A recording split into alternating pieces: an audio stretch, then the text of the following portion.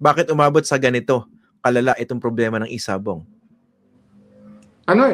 Naging permissive ang culture natin eh.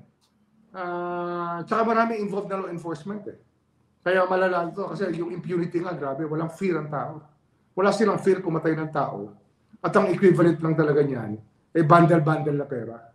Yun lang ang nangyari. Kaya ang buhay, nakataya, literally, sa isang bundle na salapi.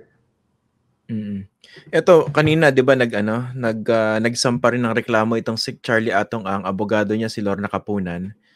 Binalikan naman itong whistleblower. Dinig ko sa press con kanina, ina-assail naman nila Lorna Kapunan itong credibility nitong inyong star witness. Basta they can get the best lawyers money can buy. Yun ang sasabihin ko sa iyo dyan. Sa dami ng pera nila, they will get the best lawyers money can buy. It's all about money, Christian. Pera lang talaga yun. Walang scruples dyan. I don't see any scruples involved here. Okay. Ito, na-curious ako, no? Ayoko iwasan tong issue na to because this is also very alarming. Isa po ito sa mga tinututukan din nating issue. Sabi nyo kanina, matinding PR job, no? Yung mga media na natatapalan ng pera dito. Can you elaborate on that? Makikita mo naman yung PR stunt eh.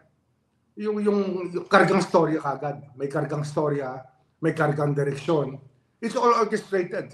Kabisado na natin yung, Christian, the way that media has been working in our country.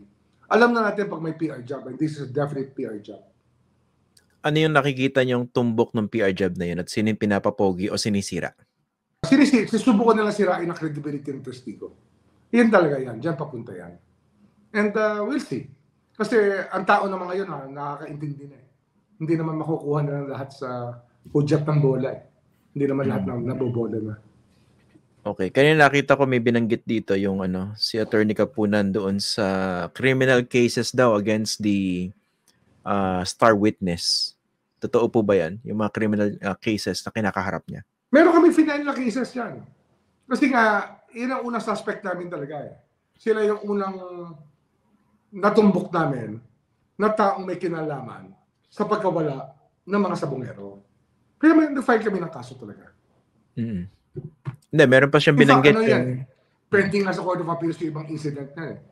Pending pa sa Court of Appeals yung ibang incident. Iba part pending sa RTC. Yung RTC ayaw mag-issue ng bagong arrest warrant against the suspects whom they granted bail. Talagang mabigat to. Kahit nasasabi ng Court of Appeals ay bail was wrongly given. Wala, ayaw pa rin ng RTC. Pero tingin mo rito. Pero nga, how does that affect yung mga criminal cases that he is facing? Well, we will just have to fight it on and we will have to write the Supreme Court about each specific detail that points out to a grievous error or a grievous error in judgment or a real act that constitutes a delict on the part of some people. Pero does it even affect the credibility of his testimony or for I don't think so. Accusations? Hindi naman napapalitan yan kasi ang taong nanggagaling sa loob, may dungis talaga yan, wala kang magagawa. May dungis talaga yan kasi nasama na yan sa putikan eh. Sa putikan na nanggaling yan eh. Di ba ang rule po, kung hindi ako nagkakamali, ang star witness, it doesn't have to be the least guilty, pero hindi lang siya dapat yung most guilty. Tama po ba? Well, that's part of the jurisprudence that we have read about the least and the most guilty and being discharged as a state witness. Marami kasi yan, parang for every case, another rule yan. Another way of looking at the case. Walang specifically the same case. So, pero dito in this case ng mga sabongero, ano po ba si alias Totoy, least guilty or not the most guilty? I cannot judge yan. Hindi ko kayang sabihin yan, Christian. I cannot give you a judgment on that part. Pero would you prefer na maging state witness po siya? Oh yes, definitely kailangan natin siya para ma-unravel talaga ang katotohanan dito. Para magkaroon din ng mas may konkretong pag-iisip dito. No? Sabi niya, nagsabit siya ng mga video tips at mga audio recordings. No? Mga ilan po yung pinag-uusapan natin dito? Actually, wala sa akin. Nasa tao ko yung meron ako mga people in charge of that. Hindi wala sa akin yan. Isa dami ng trabaho namin, Christian, I have to delegate a lot of it. And at least I trust the person holding these recordings and alam niya to heart ang laman nito mga recording namin. Opo. Tapos kanina rin, pinapakinggan ko yung press ko ni Atong Ang, nakasama yung kanyang abogado o mga abogado. Ang binabanggit nilang naratibo rin doon ay kailangan talaga ng hustisya para dun sa mga nawawalang sabungero, pero dapat daw hindi ma-mislead ang mga investigador, pati yung publiko sa ginagawang investigasyon. Ano po ba sa It's a PR job. It's a PR job. Ano yan? Talagang press job yan. Ginagawan talaga nila ng narrative para to let themselves off the hook, para hindi sila mapag-initan. Mainit na, Christian eh.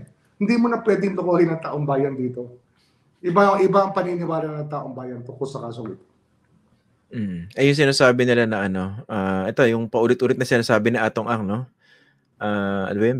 Nag-joke pa siya, no? Lover boy, di ba? Pero hindi raw totoo yung mga sinasabi at mga dissenting tao daw inaakusahan itong si alias Totoy. Right. Yun ang sinasabi niya. Pero may credibility ba yung kumpara doon sa bigat ng mga akusasyon sa kanya na alias Totoy po? Ewan ko. Tingin ko, malinaw talaga yung pangyayari. Pagka, Christian, maybe I should show you the statement of alias Totoy and let you be the judge. Kung anong nabasa mo. Nabasa mo na ba? Statement Hindi pa po. I would love to have a copy. Sige, baka pwede mong... tayo. We'll make a way para mabasa mo yan. Kumusta po yung seguridad ni alias Totoy kung ganito kabigat yung kanyang mga binabangga? Paano po yung seguridad niya? General Torre, our chief PNP has him well secured. At saka this goes all the way to the chief PNP being concerned about the case. Paano po yung possibility baka biglang bumaliktad ito later on? Tingin ko hindi na, too late na para bumaliktad. Tingin ko hindi na. Bakit na to, po? He has crossed the Rubicon, so to speak. Saan pa siya pupunta pagkatapos? Anong gagawin niya pagkatapos? Wala na siya pupuntahan. Ito talaga ang pupuntahan ito. May nabasa kong story kanina na itong witness parang hinihikayat itong si Gretchen Barreto na tumistigo na rin. Dito sa pagkakaalam ninyo, kung sakasakali, gaano ba kabigat yung pwedeng maging testimonya nitong si Gretchen Barreto kung sakaling gagawin niya man niya iyon? Malalim yan. Kasi siyempre, malapit yan eh. Malapit na tao yan sa principal natin eh. So, may mga specialized knowledge yan na pwedeng bigyan ng credibility one way or the other. Opo. Isa pa po importante yung buhay nitong mga nawawalang sabungero at yung mga pamilya. Ang bigat ng nararamdaman ng mga yan sigurado dahil nasaan yung kanilang mga mahal sa buhay. Kumusta po ba yung pag-validate ninyo dun sa claim na itinapon daw sa Taal Lake yung kanilang ayun nga yung problema dyan eh. Hindi kaya ito i-dive ng ordinary diver. Kasi nga, ang una-una, ang Taal Lake, freshwater yan. Iba ang buoyancy factor. Pangalawa, iba ang dumi ng Taal Lake, iba yung murkiness ng tubig. At yun nga, mabigat. Tsaka malalim ang Taal Lake, kakala mo ganun-ganun lang yun. Pero it averages more than 300 feet in depth ng Taal Lake. Kaya kailangan namin imapa yan eh. We may magkakaroon kami ng mga test dive very soon.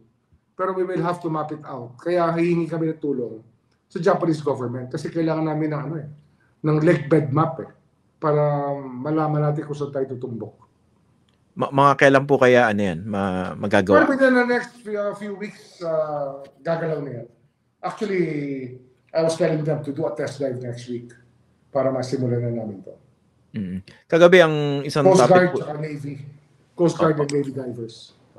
I'm sure you're aware din po dito, no? Merong push sa Senado at least na i-regulate itong online gambling platforms. And of course, kasama dyan yung isabong, no? Nabanggit nyo rin yung problema rin sa ease of engaging in online gambling, di ba? Because of payment systems like GCash. Pabor po ba kayo dito na talagang higpitan itong online gambling platforms? Dapat lang. Ano yan eh? Hindi ka nga makakapasok sa casino. Kaya lang, kung bata ka, makakasugal ka pag nag-pretend ka na ikaw ay matanda. Kaya pati bata man, malululong sa sugal. Iyan ang bigat yan. Iyan ang bigat talaga rito. Ibig sabihin dito sa isabong, Bata ba pwede magsugal dito? Oo, mga kapusta yan. Maraming namusta na bata dyan. Asing gano'n ka bata po? High school? Pucha, high school? Nag-iisabong? No. Sorry sa language, OFW, ang dami sumabit dyan. Grabe. OFW, high school student, market vendor, lahat ng pwede mong gawing profile, may sumabit na tao dyan sa isabong. Bakit hindi lang iban po itong isabong na ito? Kung lalo ganyan ng social cost na pinag-uusapan natin. Hindi na natin pinapayagan yan. Kaya lang, malalakas nga ang loob ng mga taong patakbuhin pa rin to. Ano nga yan? Meron nga dyan. Sa Cambodia nagagaling ang feed. Yung? Feed. Yung feed ng isabong. Sa Cambodia so malayo. Hindi dito. Sa malayo. Grabe. Teka lang uminit yung ulo ko rin, Secretary. Marami kasi alam mo, Southeast Asia. Marami talaga mga nationality mahilig sa sabong. Marami Indonesia na mahilig sa sabong. Timor-Leste, marami mahilig sa sabong. Cambodia, marami mahilig dyan. Ano yan It's something that we've been living with for the last few centuries. Kasama na yan sa kultura na minana natin sa ating bansa. Hindi, kaso to mas naging pervasive and prevalent dahil naging online. Iyon, mabigat ang online. At saka ang problema nga dyan. Ang hirap i-bridge ng gap dyan kasi mag-virtual ka lang yung iibahin mo lang yung IP address mo, hindi ka na matitrace kagad, di ba?